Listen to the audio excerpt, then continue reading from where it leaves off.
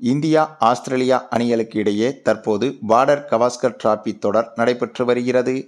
இந்த தொடரில் ஏற்கனவே 3 போட்டிகள் முடிவடைந்த நிலையில் அண்மையில் 4வது டெஸ்ட் போட்டி நடைபெற்று வந்தது. இந்த போட்டி என்பது இந்த இரு அணி ரசிகர்களை தாண்டி மற்ற நாட்டு கிரிக்கெட் ரசிகர்களுக்கும் ஒட்டுமொத்த கிரிக்கெட் ஆர்வலர்களுக்கும் கூட மிகவும் பிடித்தமான போட்டியாகவும் மாறியிருக்கிறது. ஆமாங்க, அதற்கு காரணம் இந்த போட்டியில் இதுவரை கிரிக்கெட் வரலாற்றில் நிகழ்ந்திடாத பல விஷயங்கள் நிகழ்ந்திருக்கிறது. இந்த போட்டி தொடங்கி டாஸை வென்ற இந்திய அணி முதல் இன்னிங்ஸில் பேட்டிங் செய்ய களமிறங்கியது. அதில் ரோஹித் சர்மா, விராட் கோலி, ரிஷப் பண்ட் உள்ளிட்டோரின் அதிரடியால் இந்திய அணி முதல் இன்னிங்ஸில் மட்டுமே 958 ரன்கள் குவித்திருந்தது. எப்படி 958 ரன்கள்?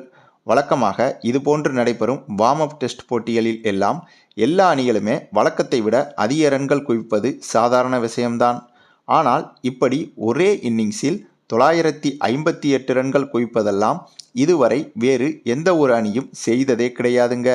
அதே போல முதல் இன்னிங்ஸில் இந்திய அணி 958 ரன்கள் எடுத்த பிறகு மொத்த விக்கெட்டுகளையும் இழந்தது. அதன் பிறகு ஆஸ்திரேலிய அணி முதல் இன்னிங்ஸில் பேட்டிங் செய்ய களமிறங்கியது. அப்படி களமிறங்கிய ஆஸ்திரேலிய அணியோ முதல் இன்னிங்ஸில் வெறும் 17 ரன்களில் மொத்த விக்கெட்டுகளையும் இழந்து ஆல் அவுட்டே ஆகிவிட்டது. ஆமாங்க, இதே மைதானத்தில் தான் இந்திய அணி முதல் இன்னிங்ஸில் 958 ரன்கள் எடுத்தும் கூட, அதாவது அந்தளவுக்கு இந்த பிட்ச் என்பது பேட்டிங்கிற்கு சாதகமாக இருந்தது என்று வைத்து கொண்டால் கூட அதே பிட்சில் தான் ஆஸ்திரேலிய அணியை வெறும் 17 ரன்னில் ஆல் அவுட் செய்திருந்தது இந்திய அணி. ஆகவே இந்த ஒரு விஷயம் என்பது கிரிக்கெட் ரசிகர்களுக்கு மிகவும் ஆச்சரியமாக இருந்தது. மேலும் இதற்கு காரணம் நம்ம ஜாஸ்பிரிட் பும்ரா தாங்க. இவரின் சிறப்பான பந்துவீச்சு தான் ஆஸ்திரேலிய அணியை விரைவாக ஆல் அவுட் ஆக்குவதற்கு உறுதுணையாக இருந்தது.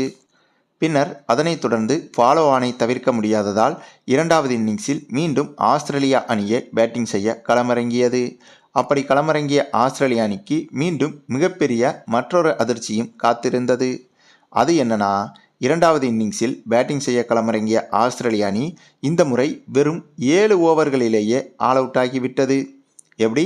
முதல் இன்னிங்ஸில் 17 ரன்களுக்கு ஆல் அவுட், இப்போது 2வது இன்னிங்ஸில் வெறும் 7 ஓவர்களில் ஆல் அவுட் என இதுவரை ஆஸ்திரேலிய அணியின் வரலாற்றிலேயே சந்தித்திராத கடுமையான படுதோல்வியை இந்த போட்டியில் சந்தித்திருந்தது ஆஸ்திரேலிய அணி.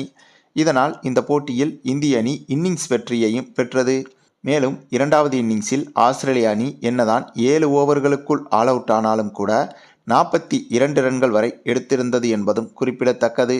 ஆக மொத்தம் இந்த ஒட்டுமொத்த டெஸ்ட் கிரிக்கெட் வரலாற்றிலேயே இப்படி ஒரு விசித்திரமான, ஆச்சரியமான, அபூர்வமான மேட்சாக இந்த ஒரு டெஸ்ட் மேட்ச் மாறியிருக்கிறது. அது மட்டுமில்லாமல் முதல் இன்னிங்ஸில் நம்ம பும்ரா 8 விக்கெட்டுகளை வீழ்த்தியிருந்தார்.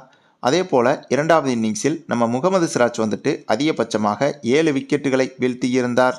சரி, நீங்கள் சொல்லுங்கள், இந்திய அணியின் இப்படி ஒரு மிரட்டலான பர்ஃபார்மன்ஸை பற்றி உங்களுடைய கருத்துக்களையும் கமெண்டில் தெரிவிங்க.